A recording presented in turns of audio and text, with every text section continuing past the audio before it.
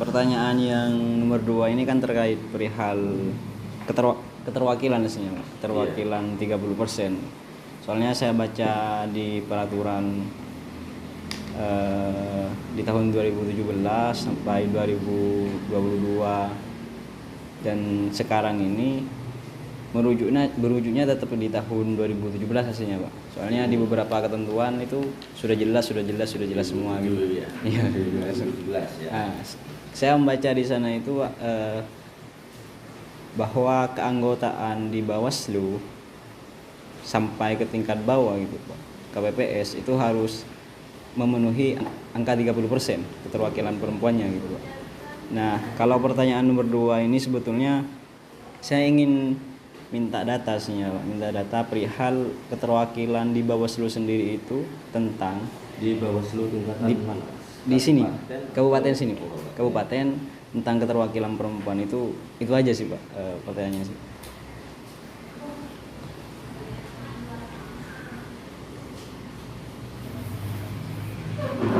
Kalau di tingkatan kabupaten ataupun kota untuk Bawaslu-nya ya, bukan di tingkatan Permasdan dan sebagainya, itu kan kita melalui proses.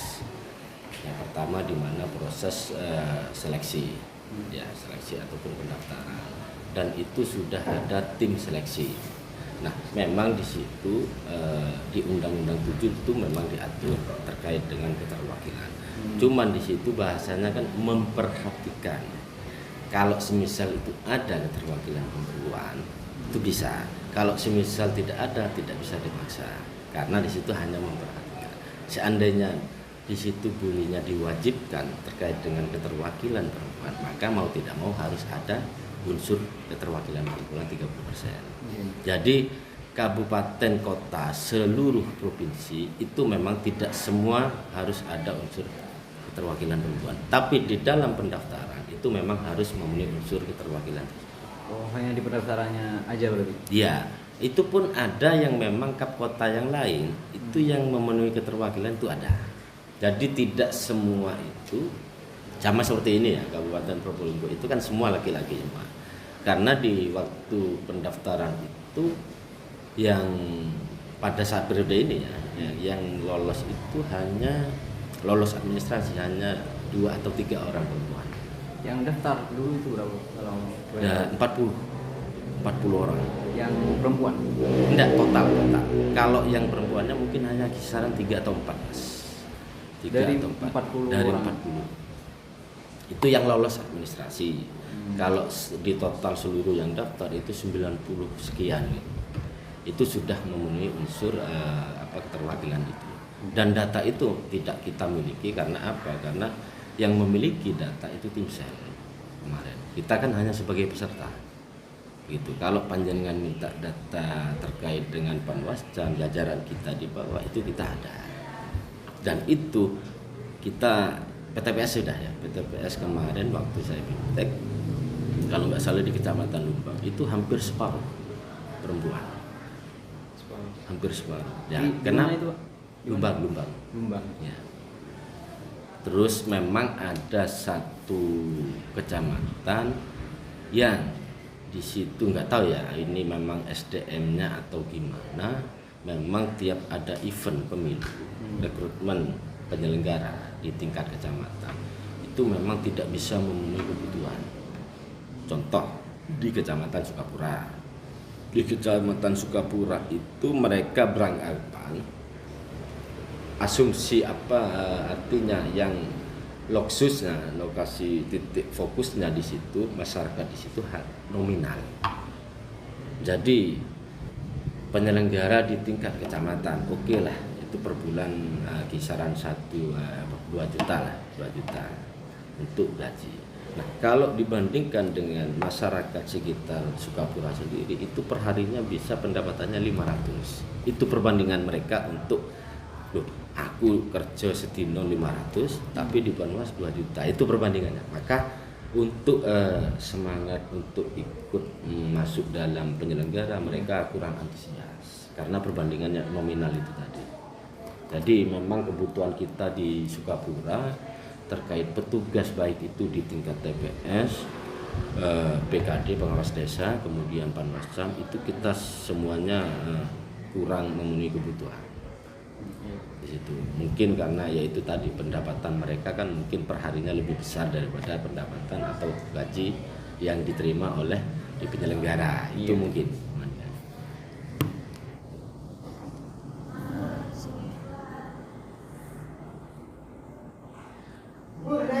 Tanya yang lain enggak apa-apa. Enggak. Sebentar. Oh, hilang.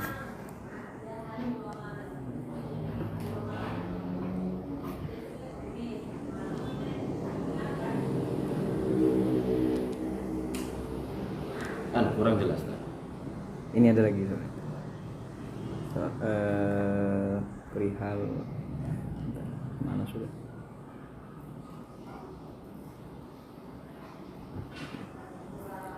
Nah ini Pak, yang nomor 3 ini Pak, soalnya jenengan ini apa menyampaikan kurang jelas ya, yang nomor 3.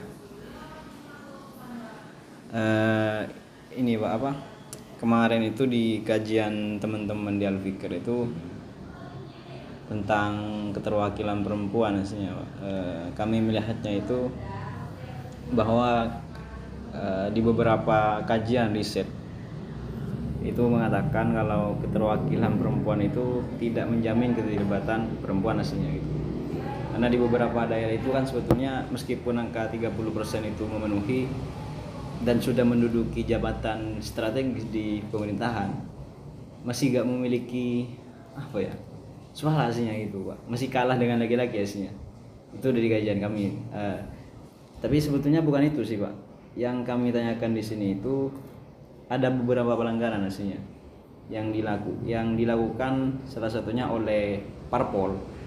Karena kalau di undang-undang itu yang kami baca itu undang-undang pemilu itu dan juga ya undang-undang pemilu ya tentang keterwakilan perempuan itu kan bukan per anu aslinya tapi per dapil aslinya. Oh, jadi maksud saya gini Mas, terkait dengan pertanyaan yang disampaikan oleh teman-teman majalah Fikar ya. Ini kan begini, bagaimana pengawasan yang dilakukan oleh Bawaslu. Soalnya dari kajian kami ada beberapa pelanggaran, misalnya keterwakilan perempuan yang tidak dipenuhi 30%. Ini kami kan bingung, ini dalam hal 30% ini apa? Itu kan kurang jelas juga. Nah, kalau memang yang diminta itu perdapil, berarti kan ada kaitannya dengan ini nomor 5, pertanyaan nomor 5. Nomor 5 itu kan jelas, itu kan beberapa dapil yang tidak memiliki keterwakilan. Makanya yang nomor 3 saya bingung. Ini keterwakilan perempuan dalam hal apa dulu? Kalau semisal perdapil pencalonannya, nah berarti kan poinnya hampir sama dengan nomor 5. Makanya nomor 3 itu saya jawab dengan apa, untuk pertanyaan nomor 3 tidak jelas. Nah ya kan? Iya. Apa pokok poin permasalahan itu letaknya di mana, objeknya. Nah, kalau memang di nomor 5 ya berarti kita langsung include ke nomor 5. Nah, itu untuk pertanyaan nomor 5. Kalau itu kan putusan MA ya. Putusan MA yang gugatan itu kalau nggak salah dari Perludem. Siapa Titi Anggreni kalau nggak salah itu. Terkait dengan keterwakilan perempuan 30% yang dibulatkan. Nah, kayak pembulatan itu masalahnya yang pembulatan ke bawah dari KPU. Nah, kalau dikalkulasi ternyata tidak memenuhi 30%. Nah, itu di MK kan diputuskan. Sekarang gini, kami di jajaran tingkatan kabupaten ataupun kota itu kita tidak punya wewenang terkait dengan, kecuali memang ada regulasi atau SE dari RI. Nah, sedangkan pada saat itu itu tidak ada SE ataupun aturan PKPU di bawahnya, yang di bawahnya seperti Undang-Undang 7 dan turunan lah. Teknisnya berarti. Iya, jadi secara teknis ataupun secara edaran, secara instruksi itu tidak ada.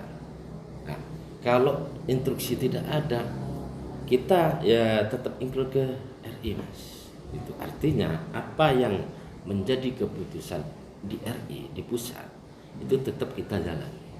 Karena kita hierarkis, ya. Nah, sama halnya ini contohnya. Ini barusan kami dapat surat terkait dengan penertiban APK. Ya, ini barusan saya dapat dari provinsi. berarti mau tidak mau kita juga harus menindaklanjuti surat instruksi dari provinsi. Nah itu sudah kami rencana laksanakan untuk Jumat besok. Nah selama masa tahapan kami ini kan nggak ada itu instruksi.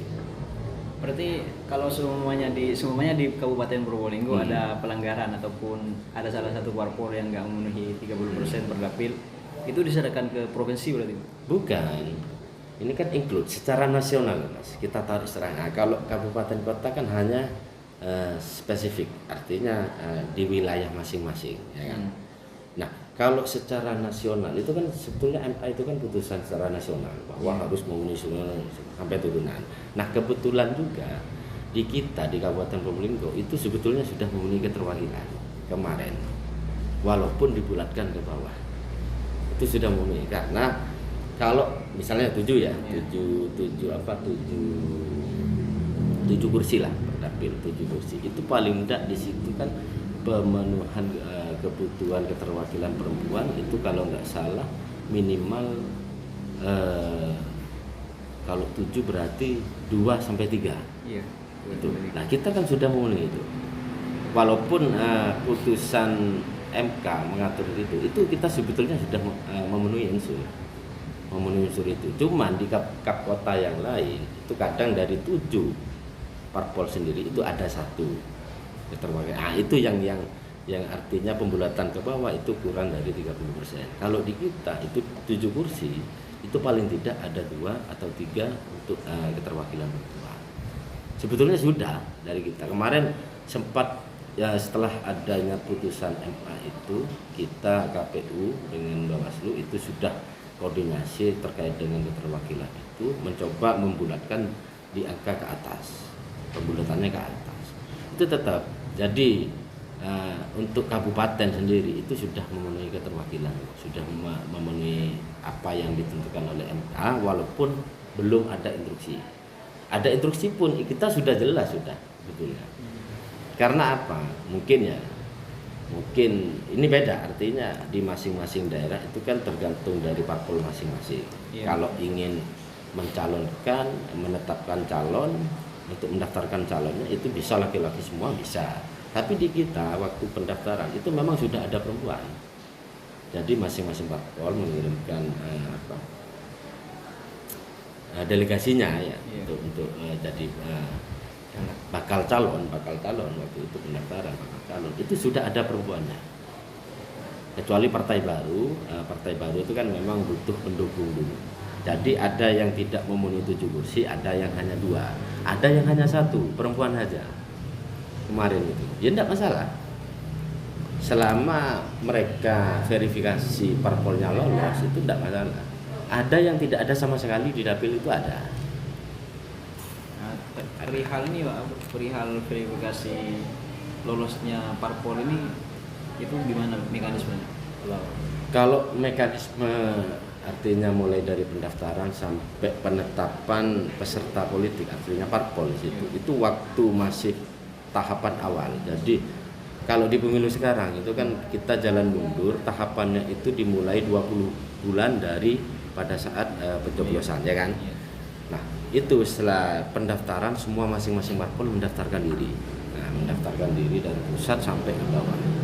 Nah, setelah mendaftarkan diri baru kita secara administrasi, syarat dukungan, syarat minimal dukungan itu harus terpenuhi. Nah, kalau sudah terpenuhi maka kita akan verifikasi turun ke lapangan. Apakah benar panjenengan mendukung parpol ini, Pak? Nah, kalau memang iya itu berarti masuk memenuhi syarat. Kalau tidak berarti tidak memenuhi syarat. Nah, itu kita jalani sudah. Kita bareng dengan Bawaslu KPU turun untuk verifikasi syarat minimal dukungan parpol itu, dan memang ada beberapa parpol yang tidak lolos. Nah, yang lolos itu yang sudah ditambah. Artinya 18 parpol yang sekarang sedang kompetisi ya terkait dengan pemilu 2024 itu 18 parpol. Terakhir itu yang tidak lolos secara nasional ya, itu Partai Umat ya, itu nggak lolos, tapi beliaunya mengajukan gugatan. Nah, mengajukan gugatan ke Bawaslu, kemudian Bawaslu itu menerima gugatan dengan syarat harus memverifikasi ulang. Nah, di mana-mana itu termasuk Probolinggo tidak masuk dalam kategori yang harus diverifikasi ulang. Artinya ada beberapa kapkota atau provinsi mana itu yang verifikasi ulang terkait partai umat itu. Nah, akhirnya setelah adanya putusan dari Bawaslu, maka KPU itu melaksanakan putusan dari Bawaslu, memverify ulang. Akhirnya ternyata benar-benar syarat minimal dukungan itu sudah terpenuhi untuk partai umat, maka diloloskan partai umat kemarin. Itu terakhir kalau nggak salah. Itu syarat minimal dukungan itu terletak di sisi mananya sih? Apakah Kalau kalau calonnya atau gimana? Bukan, artinya gini Mas. Parpol ini kan jelas tidak berdiri sendiri. Artinya dari pusat itu sudah ada struktur. Nah, kemudian syarat dukungannya itu artinya ada yang mendukung. Sama halnya seperti sampean. Contoh sederhananya sampean nyalon. Kan sampean butuh dukungan kan? Iya. Nah, Mas ini yang mendukung sampean. Nah, kami mau verifikasi Mas ini. Karena sudah masuk data panjenengan kan. Ini pendukung saya Mas. Saya verifikasi, apa benar Pak sampean mendukung ini? Iya Mas, saya benar mendukung. Ya sudah, berarti memenuhi syarat. Itu. Itunya berarti. Ya. Bukan calonnya berapa, bukan. Itu. Ini apa? Sebetulnya kami di sini kan ingin melihat secara problematika tentang keterwakilan perempuan aslinya. Sekaligus juga keterlibatan perempuan aslinya. Soalnya ini kan sebetulnya akar permasalahannya kalau dari kajian kita itu terletak di partai politiknya sih. Kalau dari kajian kita gitu. Karena kan secara tidak langsung yang memiliki tanggung jawab penuh untuk pemenuhan 30% itu adalah parpol biasanya gitu Pak. Kenapa kok kami ke sini aslinya ingin Pak, ingin memverifikasi aslinya beberapa parpol yang itu memang melanggar tapi ini kok tetap lolos gitu Pak. Soalnya dari DCT dan DCS dan juga DJT yang kami baca kan disebar itu di kabupaten. Kami baca juga ada 3 parpol yang tidak memenuhi 30%. Umat, buruh sama PBB kalau nggak salah, Partai Bulan Bintang. Kalau nggak salah itu. Dan sebetulnya kami juga melihat dari itu kan secara rekapan kesemuanya keseluruhan. Tapi kan ada beberapa juga persenan 30% yang tidak sampai di setiap dapil. Gini Mas, kita kembalikan. Sebetulnya ini pertanyaan gini, sederhananya ya. Apa yang diperintahkan atas itu kita harus sejalan. Kalau memang tidak ada petunjuk dari atas, kita melaksanakan di luar instruksi ataupun perintah dari pusat, berarti kita melanggar. Kitanya yang melanggar administrasi, melanggar kode etik. Itu ya. Nah, kecuali kalau dari pusat itu ada instruksi bahwasanya keterwakilan per dapil ini harus ada jelas tertulis. Nah, itu kita jadikan dasar, bisa. Nah, sama halnya penertiban ini sebenarnya. Kita tidak ada secara tertulis, maka kita tidak berani menertibkan. Berarti nunggu. Iya. Jadi hierarkis kita itu jelas. Nah, dari pusat kalau memang ada instruksi ini jalan semua. Nah, kalau di bawah jalan sendiri belum ada instruksi, ini yang melanggar justru kaminya yang melanggar. Melanggar prosedur atau apalah bahasanya, mungkin kode etik lah nanti. Iya Pak, kalau di hal instruksi kan sebetulnya mungkin kita terima itu Pak. Tapi ini Pak, soalnya kan kita melihatnya itu KPU Kabupaten Probolinggo itu kan berdomisili di Kabupaten Probolinggo gitu. Dan ruang lingkupnya Kabupaten Probolinggo gitu. Dan ada beberapa partai politik yang juga menduduki di Kabupaten Probolinggo gitu. Kita mikirnya itu Pak, semua parpol yang ada di Kabupaten Probolinggo ya Bawaslu yang mengawasi. Kan gitu Pak. Yang kami tanyakan itu aslinya Pak, pengawasan dari Bawaslu perihal ini beberapa parpol yang menurut kajian kami aslinya melanggar itu seperti apa gitu? Ya kita kembalikan ke penafsiran kita. Kalau kita jelaskan mungkin terlalu panjang. Sekarang gini sudah Mas ya, terkait dengan penafsiran keterwakilan itu kan tidak harus ada terus 30%. Nah itu kan. Kalau kita mengacu undang-undang sudah, undang-undang pemilu sendiri, di situ bunyinya memperhatikan, ya kan? Berarti memperhatikan itu tidak harus ada. Kalau memang ada ya tidak apa-apa, gitu loh. Kalau tidak ada jangan dipaksa ada. Nah, itu sudah jelas.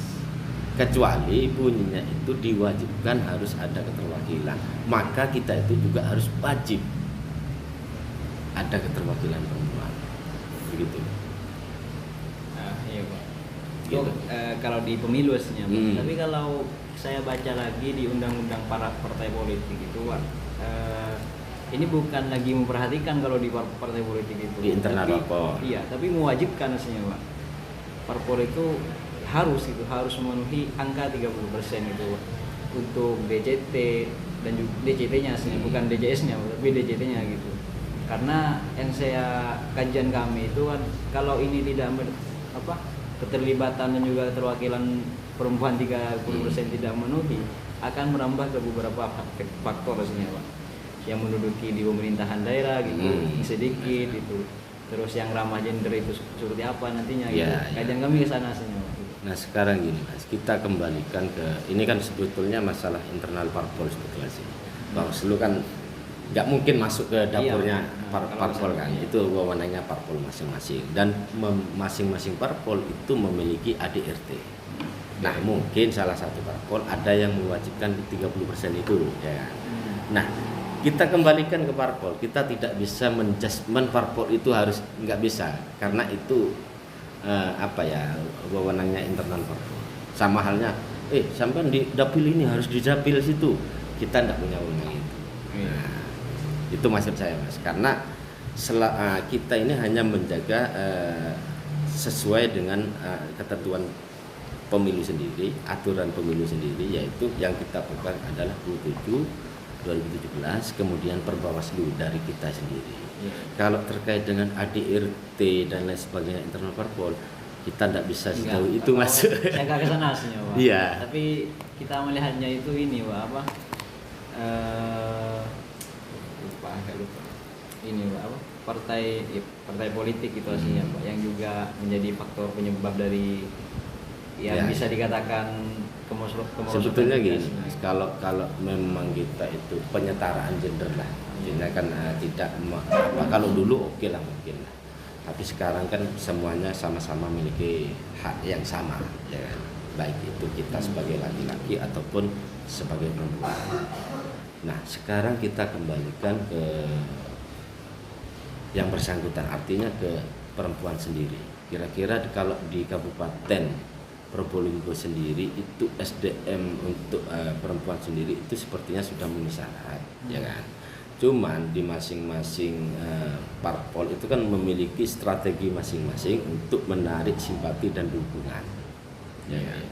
Sebetulnya itu. Nah kalau ini kalau saya berbicara terlalu menjauh ke internal parpol kan kurang etis lah Mas, kurang etis lah. Nah, kita kan penyelenggara iya, dan wewenang saya lah. Kalau kita berbicara internal sudah, kita siapapun menerima. Kalau di internal Bawaslu terkait dengan pendaftar perempuan kita terima semua, malah saya senang. Karena apa? Karena kalau laki-laki semua itu kan juga jenuh, artinya jenuh dalam hal proses pelaksanaan kemarin ya PTPS. Kenapa itu ada perpanjangan? Nah, karena di situ juga belum ada keterwakilan. Nah, saya panjenengan bisa lihat sudah di jajaran kami itu banyak sekali keterwakilan perempuan. Keterwakilan perempuan. Nah, kita nggak bicara KPU, hanya bicara internal Bawaslu sendiri. Panjenengan bisa melihat data, bisa minta data mungkin ke teman-teman staf terkait jajaran kami ke bawah, itu banyak sekali teman-teman kami yang dari pihak perempuan. justru dari perempuan itu ada yang apa ya, inovatif, kemudian proaktif, sebenarnya ada macam-macam. Dan saya memang welcome siapa saja kalau memang kemarin gini, saya menghadiri itu apa, Aisyah ya, itu saya salut sekali, saya bangga, malah saya mengapresiasikan kepada teman-teman pemantau pemilu. Itu jarang-jarang ada pemantau pemilu perempuan semua, baru tahun ini. Kemarin tuh ibu-ibu semua, amit masa, ada yang disabilitas juga yang juga jadi pemantau. Itu saya sangat bangga, jarang-jarang itu kemarin. Kalau yang ini Pak, apa? Kalau yang pernah daftar sini sepengetahuan sampean itu ada nggak caleg perempuan yang disabilitas Pak? Yang daftar? Kalau caleg yang perempuan disabilitas tidak ada, belum ada. Sebetulnya disabilitas kan juga punya hak yang sama sebetulnya sih. Ya tergantung teman-teman parpol sendiri untuk gimana caranya. Tapi kalau di kita itu, kalau di saya sih, kalau ada yang disabilitas memang itu punya kapasitas, kenapa tidak kan gitu kan. Nah, itu sama halnya seperti kemarin Nyosewu ada ibu-ibu yang memang sudah rentan usianya ya, ada yang sepuh tapi semangatnya untuk jadi pemantau itu luar biasa. Saya apresiasi. Kemudian ada yang masih muda, ada yang difabel tidak bisa melihat, itu ada. Saya salut. Entah itu caranya bagaimana saya tidak ngurus, yang penting semangatnya ini untuk jadi pemantau itu sudah kebanggaan. Nah sekarang gini, simpelnya ya, sederhana. Kalau kemarin itu mohon maaf tidak bisa melihat bagaimana cara mengawasinya gitu kan. Lebih baik tidak diterima kan secara apa ya, secara logika ya. Tapi bukan di situ saya menilai, tapi semangat dari ibu ini yang mau peduli terhadap pemilu, itu yang poin plusnya bagi saya. Entah itu bagaimana cara pengawasannya, saya secara teknisnya mungkin ya saya serahkan kepada yang bersangkutan. Tapi di samping kekurangan justru pasti ada kelebihannya. Nggak tahu itu kelebihannya di apa, mungkin pasti ada itu. Pasti ada. Dan saya yakin, makanya saya kemarin itu sempat haru lah. Mungkin terakhir Gitu. ini Bapak, saya ingin dengar harapan dari sampean perihal keterwakilan perempuan yang 30% di segala sektor sih ya Pak, tentang penyelenggara pemilu ini, sekaligus perihal pentingkah gitu Pak keterlibatan perempuan di segala sektor gitu, di pemerintahan, di desa, di semuanya gitu. Kalau sampean itu seperti apa? Ya, jadi selama saya masih posisi di Bawaslu masih, harapan kami sebetulnya ke depan sampai masa kerja saya berakhir, harapan kami ke depan terkait dengan keterwakilan perempuan itu sangat betul mengharapkan aktif ya, peran serta aktif dari keterwakilan perempuan ini. Karena kenapa? Karena itu sangat membantu bagi saya terkait dengan persamaan gender lah, persamaan gender yang setara. Kemudian yang kedua, kalau memang dari perwakilan perempuan ini punya kapasitas melebihi kita, kenapa tidak? Ya, ini di luar konteks agama ya, di luar konteks agama. Kalau di agama jelas sudah kan, kita artinya menyampingkan itu ya, geser dulu lah. Kalau dari konteks persamaan gender, kalau perwakilan perempuan ini kapasitasnya melebihi kita, kenapa tidak? Itu yang pertama. Yang kedua ya, terkait sebelum persamaan gender, kemudian kalau punya kapasitas lebih, kenapa tidak? Kami welcome. Kalau saya pribadi, saya siap. Seperti halnya ini ada di kantor kita itu kemarin saya salut, ada salah satu perwakilan perempuan yang mendaftarkan diri ke sini langsung dari Lamongan, dari luar kota. mendaftarkan diri langsung ke kami Bawaslu itu untuk menjadi kepala kesekretariatan. Saya langsung terima itu. Jadi kepala apa? Kepala kesekretariatan. Jadi kepalanya teman-teman staf lah. Itu saya terima langsung. Maka saya langsung disebut ke provinsi. Cuman masih dalam proses. Iya. Nah, karena kenapa? Karena mereka ibu ini punya kapasitas bagi saya. Karena selain pengalamannya juga luar biasa, Mas. Saya lihat itu riwayat karir dari pendidikan, kemudian dari karir kerjanya itu luar biasa, punya kapasitas. Maka saya berani. Dia pengalaman sudah di tingkat pusat, ya kan? Jarang-jarang ada perempuan itu yang memberanikan untuk daftar di kabupaten. Dia sudah pengalaman di pusat, di keuangan. Berarti kan sudah punya kapasitas, ya kan? Kenapa kita harus menolak? Menuntung kita. Nah, makanya saya sangat beruntung gitu. Beruntung beliaunya itu, malahan dia itu rela ke sini. Itu telepon saya, Pak, jenengan ada di kantor? Iya, Bu. Saya ingin mengabdi di Kabupaten Probolinggo untuk menjadi kepala kesekretariatan. Ini surat saya, ini surat izin dari bupati, jelas sudah semua, Mas. Saya lihat itu berhubung. Ini ibu ini punya kapasitas, kenapa tidak?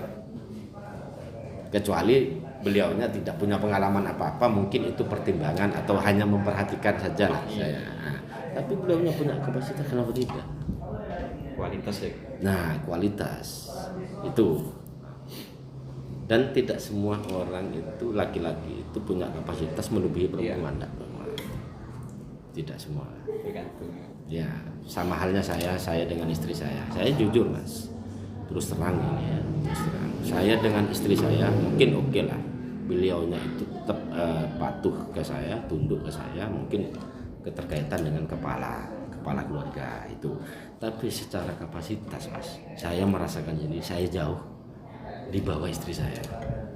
Entah itu pengetahuan pengetahuan umumnya, ilmunya, ataupun bahkan agamanya pun. Jujur, Mas, istri saya itu puasa Senin Kamis. Saya tidak pernah puasa malah Senin Kamis. Lah ya itu saya mengakui.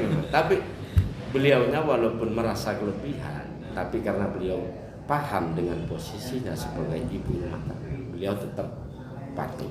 Iya. Itu. Nah, mungkin itu sih, Pak. Tapi kalau data ini, Pak, kami ini cari ini aslinya, Pak, cari Data yang apa itu? caleg perempuan aslinya, Pak. Caleg Kami perempuan. tadi kemarin cari ini, Pak. Tapi dari Partai Buruh aslinya. Oh, dari Partai Buruh. Dari Partai Buruh. Sampai telat tanya, seharusnya pas waktu pencalonan itu saya punya data, man. Sebetulnya kalau data itu yang memiliki Mas, saya minta data Partai Buruh yang DJT